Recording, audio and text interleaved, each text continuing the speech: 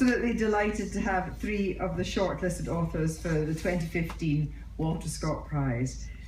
First on my left, Helen Dunmore for her novel The Lie, Hermione Eyre for her novel Viper Wine, and John Sperling for the 10,000 Things. And also shortlisted this year, Martin Amis, The Zone of Interest, Adam Falls and The Wolf's Mouth, Damon Galgut, Arctic Summer, and Camilla Shamsi for God in Every Stone. I mean, it has been the most extraordinary year. I know we say this every year, but the range this year has been amazing. We've had Ming China, we've had, the dynasty of Ming China, we've had Auschwitz, we've got a 17th century glamour girl, to the writing of The Passage to India, we've had the rebirth of the mafia in Sicily after the Second World War, and weaving together ancient archaeology with the events at the end of empire in India, and a story of those wounded in the mind who returned from the trenches. Now, I imagine that many of you have read all 7, but really today we have these 3, and we will hardly have enough time to even to concentrate on these 3 because they are just such terrific books. And I think there's so many things and so many differences in these books and the way they were written and the stage at which the writers are at, that I'm going to start with John Sperling, who is certainly, you're a writer and a prolific playwright, and you have written for television and so forth, but tell me about the genesis of this book, because this wasn't a quick turnaround. No, it was not. The genesis is right back in the about 1960, when my wife gave me a beautiful book published by Skira of Russian Chinese landscapes and other Chinese paintings. That put me onto it. I saw then an exhibition at the V&A in about 63 of Chinese landscapes with an essay by a man called Michael Sullivan. And I read Michael Sullivan's wonderful book on Chinese landscape called Symbols of Eternity. Out of that book, eventually, I picked my protagonist, Wang Meng, the great 14th century Chinese painter. But there were other elements coming in. There was my great love for Mahler's Das Lied von der Erde, which is built around actually bogus Chinese poems. And also a great love for Arthur Waley's translations of Chinese poems. So, and Borges was another great, J.L. Borges, another great favourite of mine, and he had a story called The Garden of Forking Paths. I actually lifted that for one of my chapters, that title. So it all came together in that way, but a lot of time passed. In '89, when I'd published my first novel, written when I was in my 50s, before that I'd only written plays, I wanted to write a second, and I set out to try and deal with this Chinese thing which had been bugging me all these years. And I didn't know very much about China, so I had to do a lot of reading, but I didn't do enough reading. And to begin with, I thought the only way of getting around this was to write a postmodernist novel, which really would be more about me or the way I was writing the book than about China. That's how you get round these things as a novelist. Unfortunately, the book knew better, and it frustrated me at every turn. After 5 years of tearing my hair out, you can see it's all gone. I wrote another novel instead. So that wasn't my second novel. This 10,000 Things was not my second novel as it was meant to be. However, it didn't leave me alone. I had to go back to it. And now I had done more reading, and I did more reading still, and I researched, and eventually I did know quite a lot about China up to the 14th century, because of course I had to learn everything about up to the 14th century in order to understand the culture that these people had inherited and their history. I didn't bother with after that. So I'm quite ignorant about China. So there isn't a sequel then? So the actual writing of the book took a long while, and we'll come on to the actual publication. It was finished in 2000, I may say. Yes, we're going to come on to... And then 44 publishers turned it down. So this is why I really love this story, and we'll carry on with this because I was going to come on and talk about that, but let's just say, rather than just skirting over 44 publishers turned it down, here you are, you spent 10 years writing a novel. You're a very accomplished and established writer, playwright. and 44 just shows you how wrong publishers can be. I mean, extraordinary. But then what happens is you virtually take someone prisoner. So what happened? Well, in a sense, my agent, I had at first one agent who didn't manage to sell it. I think he tried it on 25 publishers and they turned it down. With nice comments, but you know, like, not for us, but we do hope someone else will. I'm sure, you know, you'll have a great success one day with 25 others went by, and nearly 25. My second agent was more persistent, and he never gave up. He liked the book very much indeed, and he went on and on. Meanwhile, I had given it up completely. It was resting in manuscript somewhere in the muddle of my study. And I went on and wrote another novel called Book of Lists, which was published in 2011. And then, lo and behold, one day I'd written also a book of Greek myths, which is in fact coming out this year in September. But I'd written that, and he rang me up, and I thought he was to say that he had at last managed to get somebody to take that. He said, "No, I've got other news for you." He said, I've placed the 10,000 things. And how on earth did you do that? He said, well, he said the publisher had broken his neck and was lying in hospital.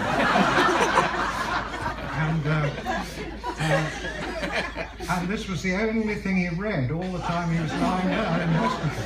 So I do advise authors, if you can somehow manage to lay your publisher out and get the manuscript to him while he's lying. I know, while he's lying like this. Anyway, that was hugely successful. You got it away, and as it were, the rest is not history, but here we are, and we'll talk a bit more about the book in a minute. Hermione, of course, your experience was completely different. You're a journalist and a first-time novelist. So tell me about the genesis. Why did you want to write about this extraordinary woman? In Dulwich Picture Gallery, I saw the very haunting portrait of Venetia, Lady Digby. She looks like she's resting, possibly dozing, and then you realise it is a posthumous portrait and she's on her deathbed. So it's immediately involved me, and I just wanted to know more about her story than could be contained on the little plaque beside it. Apparently she died from drinking viper wine, which was a 17th century beauty preparation made partly from vipers. Not much has changed, really. It did remind me very much of some of our dilemmas, and her as a society figure of the day. She was basically tabloid fodder. Yeah. She was very... Young men would come and try and look at her and so forth. Well, yes, in the age before photography, the currency of the actual, for your actual face is... So I was interested in debating these issues through this fantastic true story of Sir Helen Digby, her husband, the ornament of England, a very romantic cavalier figure who deeply loved his wife. So then I began to get very fond of these characters, and it took about 5 years to really live with them, to coax out the novel as it came. Were you very aware of that period of history, or like John, did you have to do a lot of research? I mean, you obviously did research, but did you know about that period of history? Luckily, it was English language. Yeah. But it was. I was fond of Ben Jonson's comedies, and Aubrey's brief lives are very gossipy and entertaining. And I immersed in the period of the 1630s, this sort of golden time just before the Civil War, and I did find it a very very romantic pause in history where Charles I refuses to call Parliament, and there's this stalemate, and Van Dyck is painting everybody in glamorous clothes, and when they really should be sorting out their political problems. And I found it a very evocative period and decadent in a way that linked with today. But when you actually start to think about the way you were going to write the book, I mean, it's been called that you wrote it for the kind of Wikipedia generation. You've got various facts in it and various non-facts, and then you've got, the modern figures come in and out of it. Was the form very important about the way you would tell the story? I mean, it's very rock and roll. It's almost slightly graphic novelish in times as well. I like it, thank you. I mean, we had amazing conversations as judges. I was interested in where what we know to be true intersects with what one has to make up to have an imaginative engagement with these people and empathise with them, because we can't know what happened. So I was quite interested in marking out what was an invention and what was real. to introduce anachronisms such as spam, wagon wheels, lyrics of David Bowie, obviously these are going to ring serious alarm bells for the readers of historical fiction. So I was enjoying the process of really, I suppose, as an author, signposting this is fiction. This bit has been made up. And then, so you felt you had to do that. You felt you couldn't take any liberties with history. Interesting. We'll come on and talk a bit more about that in a while. But Helen, you're a prolific writer. How many novels had you written before The Lie? 12.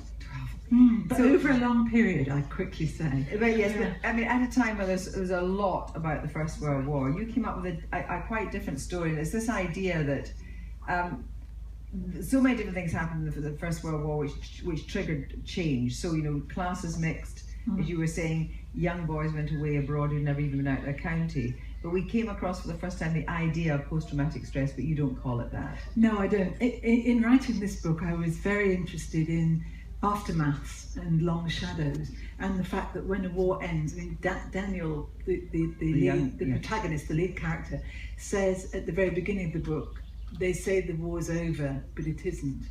And that's very important about his experience and his character. And I believe that these huge events in world history are not over for decades and decades and decades, and we are still feeling the repercussions, and we're still, in a sense, reeling from the blows of what have happened in the 20th century. We don't even come to terms with it, let alone fully understand it. And it's also, for me, it was a novel about looking into silence, looking into all the things that our grandparents didn't say, the stories they didn't tell us, including looking back at the stories my own grandparents didn't tell me. And what was this silence made up of? How did it arise? And how do we break it? How do we enter it? If we ever do, because as you say, we're getting to the period where there will be nobody left to talk to. I mean, that's the truth of the matter. But what I think was also extraordinary about The Lie is we've had so many books, novels about the First World War, but you brought something different to it. But by having such a sense of damage going right through the book, and lies. You talked about being a tissue of lies. Explain that. Well, there are several layers of lying in the book. First of all, perhaps, is the great lie that you can go to war and you can have a glorious experience and you can be returned unchanged to your former life, which in very, very few cases does that happen. And then there are various lies in the novel that are told, and they grow and they grow and they grow and they become overwhelming. They become dynamic, they change things, they change the future. I wanted to write about a group of people who come of age, really, during that war. And when I started writing this novel, really, it was as if the chief character was there in front of me in a landscape which is extremely important to me, which is the landscape of West Penwith in Cornwall. And this was someone who would probably never have left his home landscape but for the war. You write very movingly about landscape, and it's clearly, and the way that you describe nature, and actually, in a sense, it's as if this character comes back from the First World War and tries to repair himself through nature, tries to get the land to help him to repair. He does, because like many men, he comes back and he's lost his home and he's lost his job. And that happened to a lot of young people coming back from the war. And again, like many, there was a big smallholder movement. People were trying to get a little bit of land, they were trying to build themselves some kind of shelter, they were trying to grow things. In fact, D.H. Lawrence writes quite interestingly about that in The Fox. So there he is, he has this piece of land, he has this corrugated iron shelter that he makes, and slowly he comes into possession, he begins to grow, and he begins to put out threads back towards normal life, daily life. And in my mind, there was always the tension between the longing to survive, to live, to thrive, to move forward, and what's dragging you back again, which is your experiences during the war that you can't come to terms with. Your time frame, of course, is quite a very short time frame, and actually the movement of the novel is 2 or 3 months is actually what happens. John, on the other hand, your time frame for your main protagonist is many years, and not only his years, but obviously the years of the 14th century in total. It's basically the whole life of the man, which was most Wang Meng, yeah. most of the 14th century, yes. Nobody knows exactly when he was born. The dates vary. I took it to be about 1308, I think. And he certainly died in 1385, I think. It's difficult, since I wrote this book in the 90s, and it's been sitting around in the 21st century, one of the first things I had to do when I heard it was to be published was to reread all the book itself and all the notes, because I thought if anybody asked me questions about this, I've filled my head since with lists and Greek myths. And, where is all this Chinese stuff going? But as a novelist, I mean, you were talking earlier, and I think this is where you and Hermione differ a bit. I mean, your point is it doesn't really matter what if you get history right or wrong, and in the minutiae anyway. You're not really so concerned about that. And you told me a lovely story about writing to Michael Sullivan, sending him the Yes, proofs. well, that's one little thing I did write. Eventually, I didn't dare send the manuscript to Michael Sullivan, this man I so much admired for his book on Chinese landscape painting. By then he was in his 90s, late 90s I think, still driving a car, I was told. He lived in Oxford. I finally sent him the proof copy of the book. And I had a lovely postcard back very shortly afterwards saying thank you very much, and he'd started it and he thought it was going very well and he hoped to read the rest of it sometime. But he said there was one thing which upset him, and that was that I'd described a lawn. He said the Chinese didn't have lawns. And so that, I thought, well, coming from Michael Sullivan, fair enough. I didn't change it because I thought, well, what's a lawn or a patch of grass? In any case, the book pretends to be a translation. Yes. So the translator could be blamed. Anyway, unfortunately, a fortnight after that, Michael Sullivan died. So he never read the book, the rest of it, and he never had any more criticisms. But I mean, you did all your research at your desk. Because there was no point in going to China, was there? No, apart from the fact you don't like travelling. No, I don't like travelling. I've got a little paragraph about that in the book, actually. Yeah. Partly because I smoke, and travelling these days if you smoke is a long ordeal.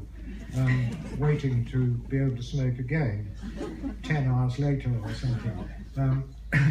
So no, I don't like travelling. And also I took from Arthur Whaley. Arthur Whaley never went to China either.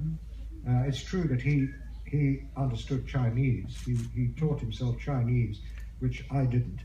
I had to go by anything that was translated, not by any original Chinese manuscripts. I would have liked to go to China to see the actual paintings.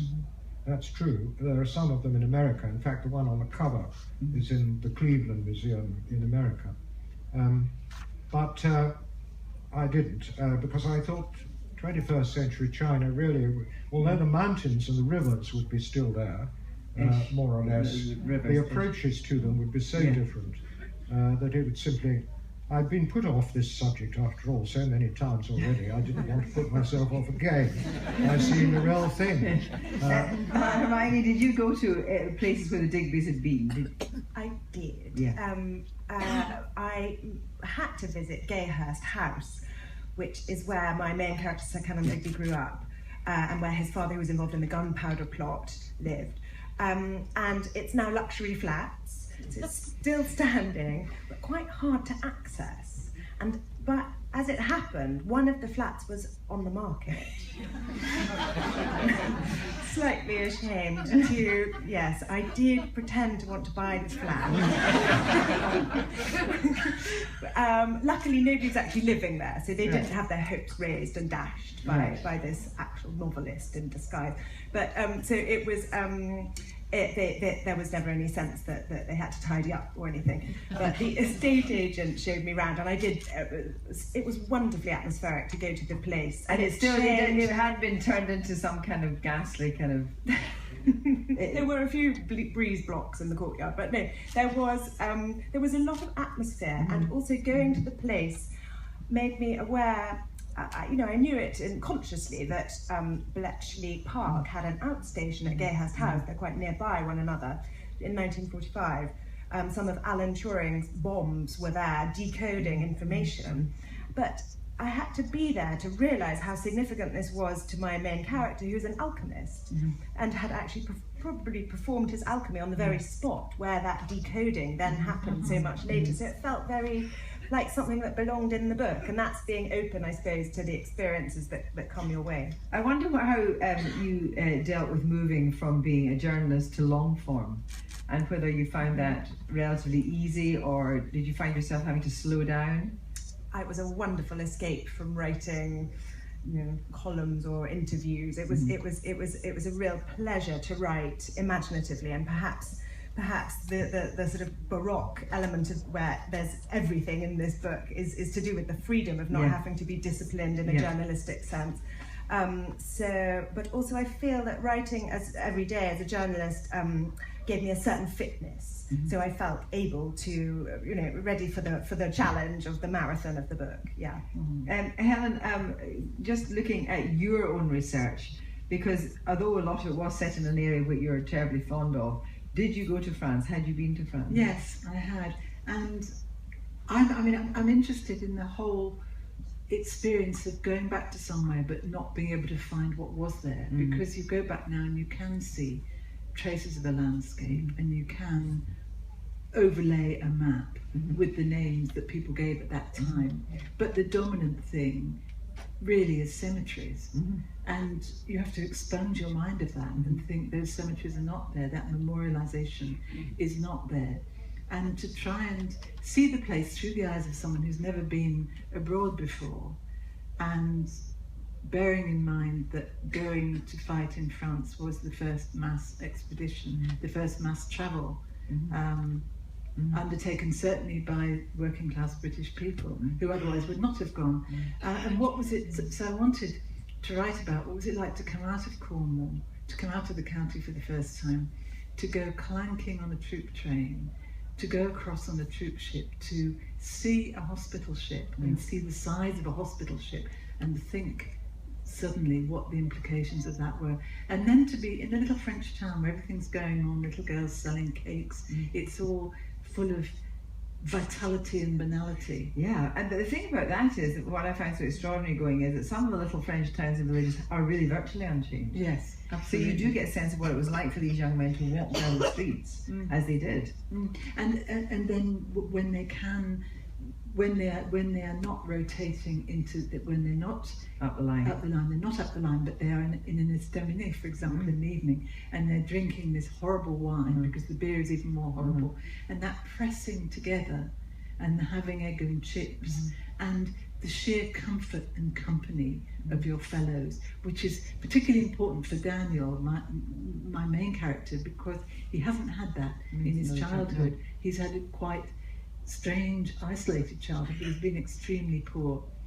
And I wanted to talk about those relationships and the way that a man will be told off to bind up, to treat his friend's feet, his companion's feet, with whaleball. He will look after, he will protect his fellow man from trench foot when he might not look after himself.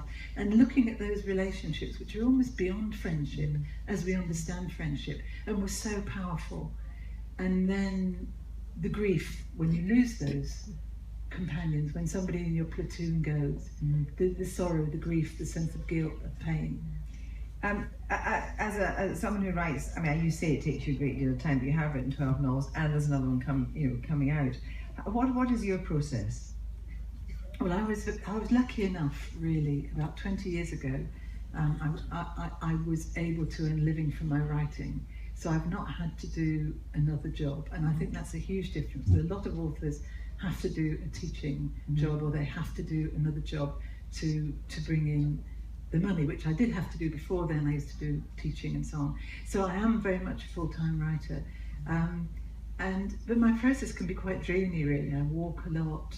I compose by ear a lot, because I suppose that's coming from poetry. I compose by ear.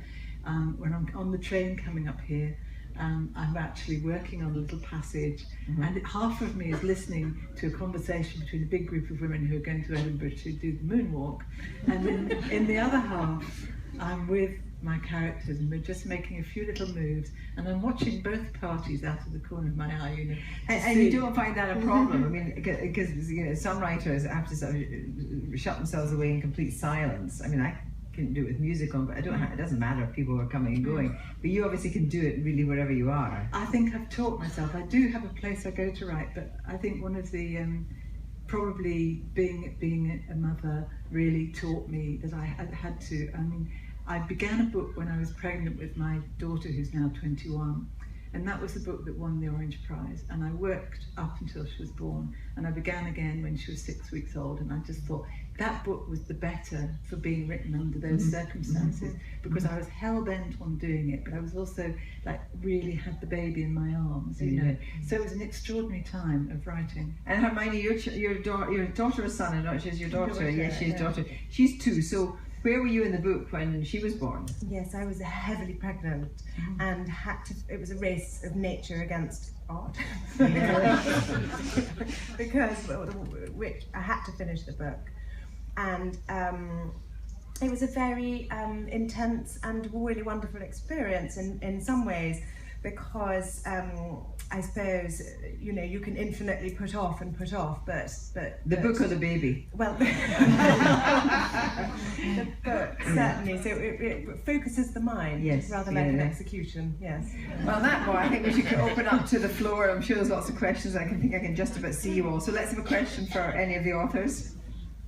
Yes, one there, please, and then one down here. Thank you. The gentleman halfway up first, and then the woman here, forward from the front. Thank you. Hi, this is a question for Helen. I'm embarrassed to say I didn't know about your book. I'll remedy that. But when you described it at the beginning, it sounded as if you were going to write about shell shock, and then lie gives Wilfred Owen. But then you go into landscape, which is fascinating, because the man behind you, of course, used landscape as a character, didn't he, Walter Scott? Absolutely. But so you've talked about landscape of Flanders and Cornwall, and I'm just reading Philip Marsden's book, Rising Ground. Yes. This magical landscape of Cornwall. Do you use that in the book? Very as much character so. and the magic, almost going back to the dawn of civilization. Yeah, it's very much a character in the book, and it's a very particular area where you go down from St Ives towards Land's End, well, towards St Just really, and further on down. And what I have done in this book, although in other books I haven't, I've changed the names of everything, and I've slightly altered the topography, just very slightly. Well, I didn't want it to be too pinned down.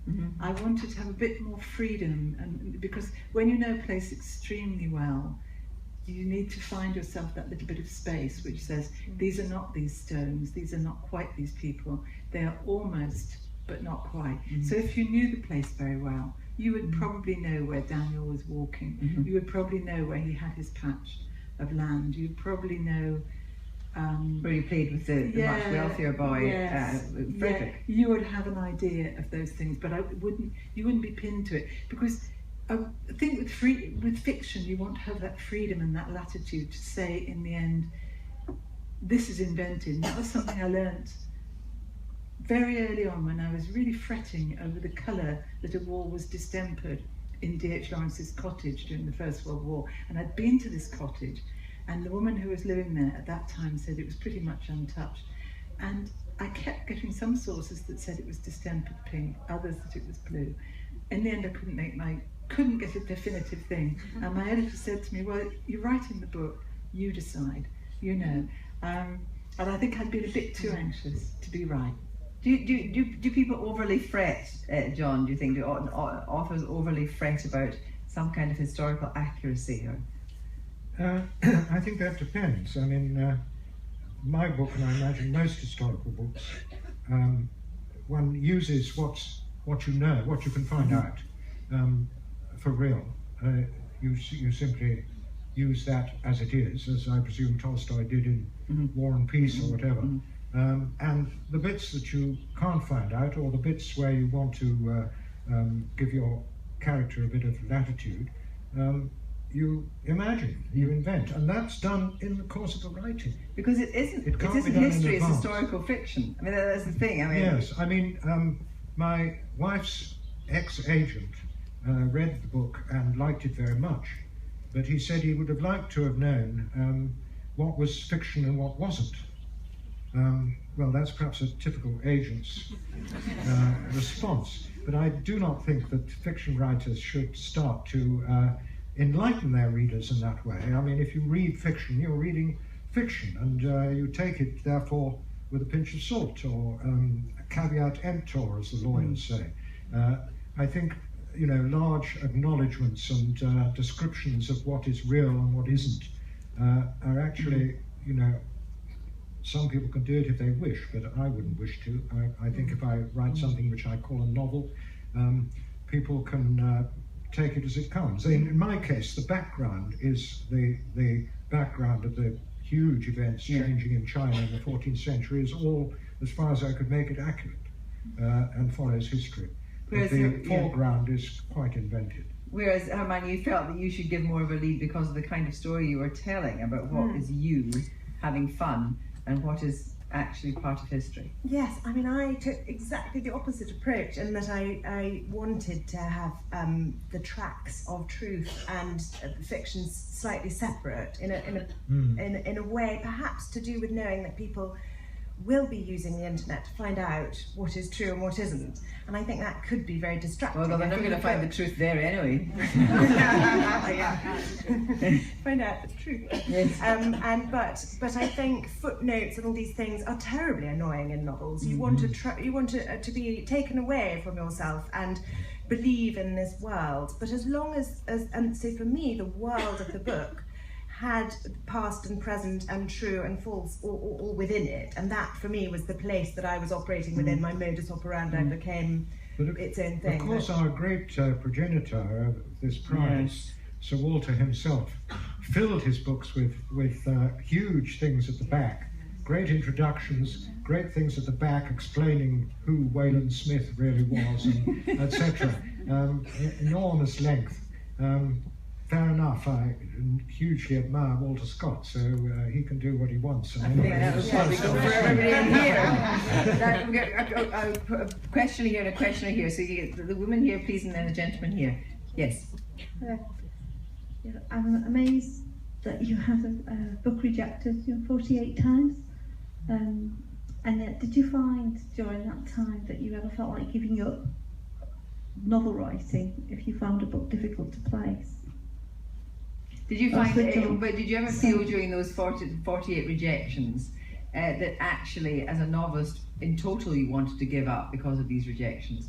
No, I'd already written it. It wasn't... No, giving up as a novelist. Yeah, well, I suppose I wrote some plays at that. I wrote one or two plays at that point. You're so modest. Yes, I did feel very desperate, certainly at the time. And then I pulled myself together, got passionate about Liszt actually after that, and so I set about that. That took about 4 years, in which I listened to nothing but Liszt's music and read about him. So that took it away, really, I suppose, yes. And so this novel, which was meant to be my second, is actually my fourth, you see. And the other ironic thing is that the character Wang Meng at the beginning, he's in prison in his 78th year, and he says so. And I was writing that, I suppose, in my 50s or early 60s, something like that. By the time the thing's published in 2014, I'm in my 78th year. I meant to ask you, is it going to be published in China? I've no idea. It probably has been pirated already. Fantastic. I mean, it is great if it comes out. It had a very good review in the South China Morning Post. Wow, good. Good. Whether it's going there, I don't know. Just before, because this doesn't apply to you, obviously, Hermione, because it's your first book. Before I take the question here, Helen, have you ever had disappointment? Oh, many times, yes. I would say no writer does not have. My worst disappointments are when I'm working on a piece of work and I just cannot get it to move. I cannot get it. I get it to a certain point and then I realise I'm going to have to abandon it. And that happened once with a novel that I'd done about 40,000 words of. and a lot of preparing but the truth was it didn't have whatever something needs some kind of vitality, and the more I laboured on it, the more I realised I was deceiving myself. And is it in a drawer somewhere? No, I've destroyed it. Oh no, you've got to be ruthless. You've got to be a bit ruthless. Yeah. But when you talk professional disappointment. Yes, I mean professional. I don't mean personal disappointments. I mean books that somebody's decided they didn't want, or that they didn't like the premise. The literary world is full of them. I think this prize is intrinsically a disappointment for 6 of us.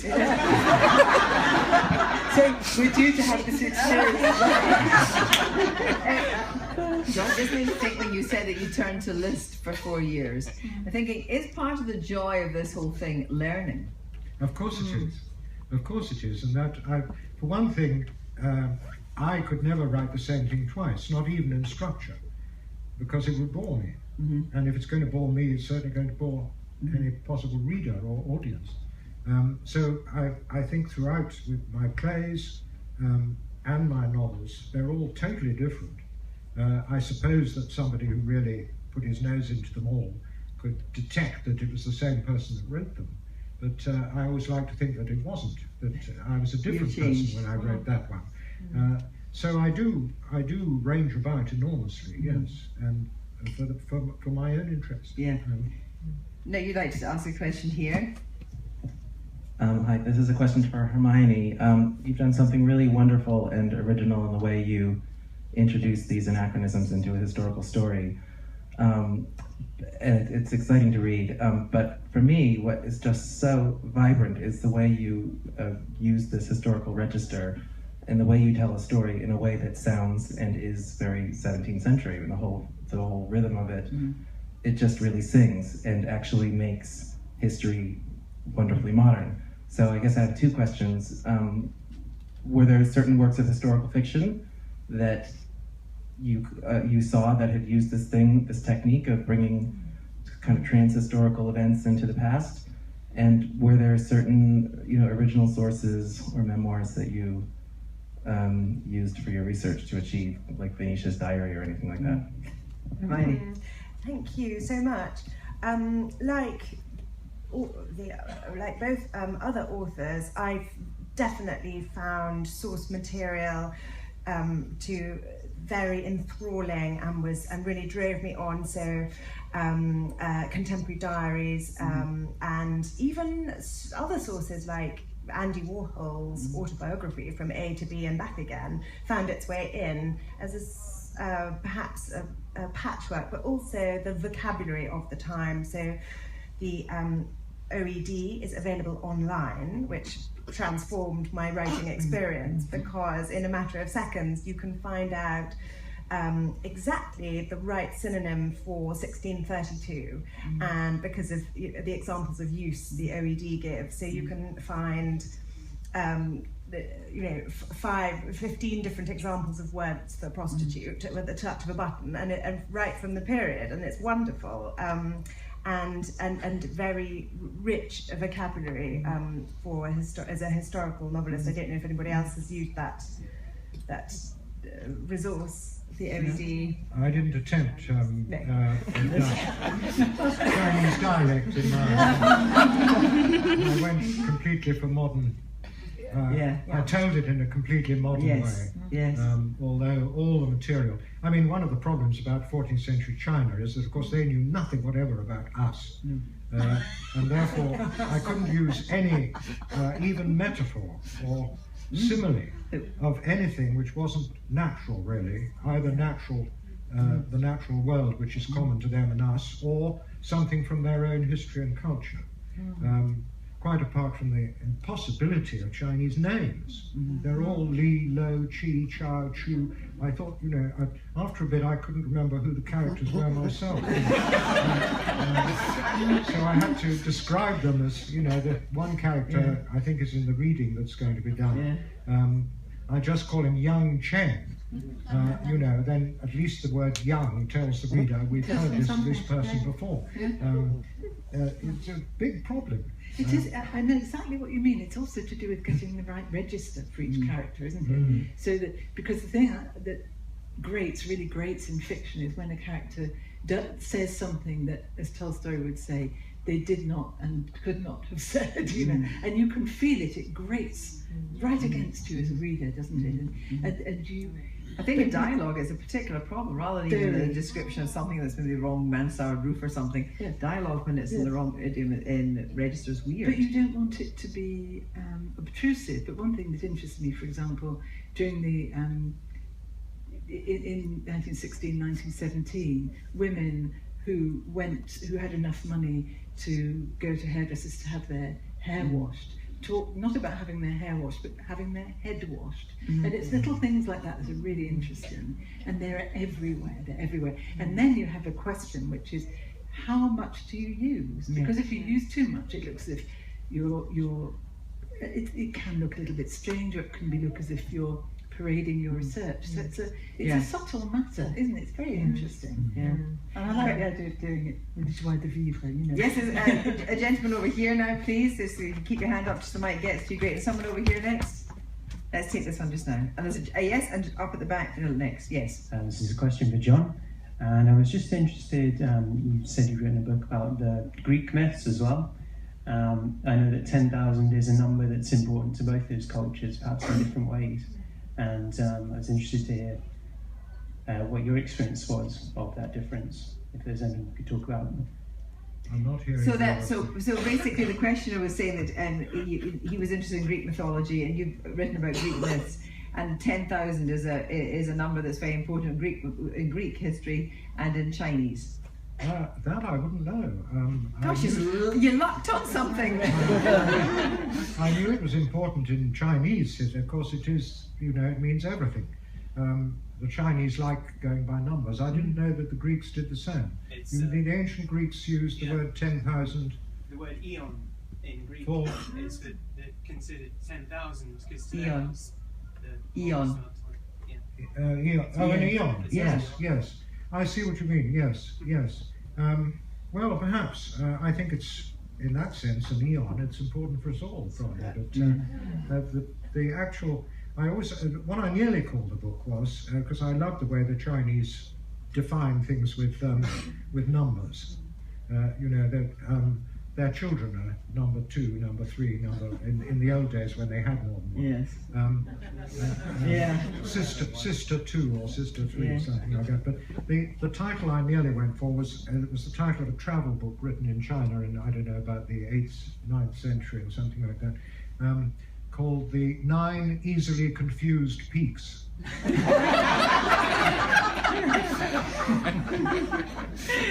I think you've got 3 easily confused peaks. Question at the back, yes. Searching question for Hermione. On the cover of your book, it says, as part of your potted biography, that you spent some time as a croupier in a casino. We need to know more. Did you all get that, croupier in a casino? That's what my parents said when, having left Oxford, I announced that I really wanted to deal blackjack for a living, and it was a phase that I'm afraid I only stuck it out for a year. It's incredibly hard work, and the hours are from 9 in the evening till 5 in the morning. So that was at a subterranean casino under Piccadilly. The casino itself was built in the shape of a money clip. It was a surreal experience, and working with the roulette wheel probably taught me something about chance, or perhaps just never gamble. Another question? There's somebody, I thought there was a hand up at the back. No? Why I was going to say, I've been desperately thinking of what your book reminded me of. Do you know what it reminds me of? Sofia Coppola's Marie Antoinette. Very like that whole film, that whole way, that kind of... Yes. It's exactly, I think it has that atmosphere. I was also very inspired by Derek Jarman, and so, for example, Caravaggio, which is visually perfectly Renaissance, but the soundtrack is experimental and rock and roll. And I was very keen on film references. Sort of spurred me on much more than literary ones, because I can't think of I think some historical novels like Gore Vidal's Julian have slight sense of anachronism about them. That's a favourite of mine, the way it seems to be about paganism versus Christianity, but actually I think it's about issues from the time of the writing, the 70s, and gay rights issues, and I think often every historical novel does reference the time it's written, the time of its creation, and so instead of pretending that's not happening, I decided to weave that in deliberately. So I suppose that's what filmmakers sometimes do as well. It's 2006's take on Marie Antoinette, and that's ingrained in the novel, and so I would maintain that all novels are historical, actually, right. Because by the time they've been written, finished, and they're certainly well in the past. But not 1984, maybe not. They're also contemporary, yeah. In the sense that any historical novel, however far back it's set, is written in a particular period, and that period is going to determine actually the nature of the book. Absolutely. Even more than the period in which it's set. Well, if you compare, for example, Dickens' A Tale of Two Cities with Hilary Mantel's A Place of Greater Safety, it's a completely different view of how the French Revolution unfolded and how we look at it. And to go back to something you were saying, Hermione, it's very interesting. I think historical fiction can also sometimes be quite bold and in a subterranean way bring in ideas. For example, there's a historical novelist, Mary Renault, who some of you may have read, and now she wrote, for the time, extraordinarily bold explorations of gay sexuality at a time when it really was not in the public domain in the way it is now. And so she did that in the guise of talking about ancient Greece after she had written some novels set in the present day, and they were enormously successful, and I would have thought also probably influential in changing a huge number of readers' minds about the possibilities of real love and loyalty between men or between women. So I think historical fiction can be just as influential as what we might call, well, what would we call it? Mainstream fiction, perhaps. And it's very interesting to look at what happens. And subversive. Sometimes very. Yeah. But then you have, here we are, there's a Walter Scott Prize, and prolific author, but told us so much in his own way about the times, and you particularly are a big Walter Scott fan. Yes, I've read, I think, all his prose.